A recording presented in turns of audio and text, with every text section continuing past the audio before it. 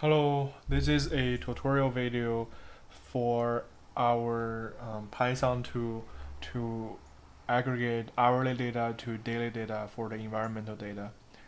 For the purpose of this tutorial video, we're going to use the imerg Python file as the example because three Python tools are mostly the same. The only difference is the input file. The data type and structure is different. You can find all the Python code is being right around those different packages and different data, so you don't have to change any code. Just need to change the input data accordingly. So here is our GitHub page for our toolset. You can find the README here, which will guide you through how to use our toolset.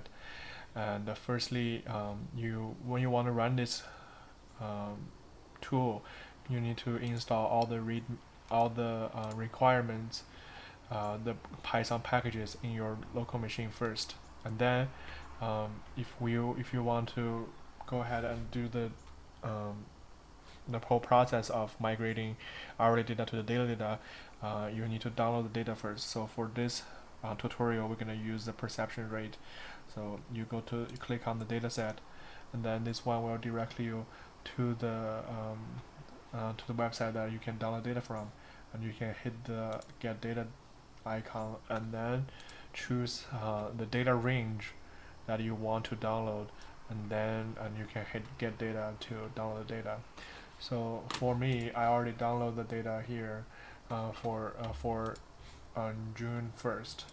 So first, after install all the packages, first thing you need to do is you need to change the path of the in folder, which is where you putting the data, and the out folder directory, which is the path for where your result can save to.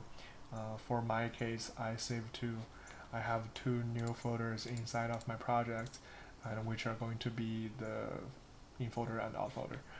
And then all you need to do is click run.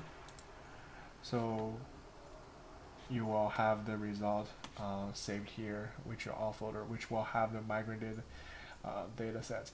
And also one other thing to keep in mind is, for me, because I only have one data file, so I put in the day range list only have the June 1st data.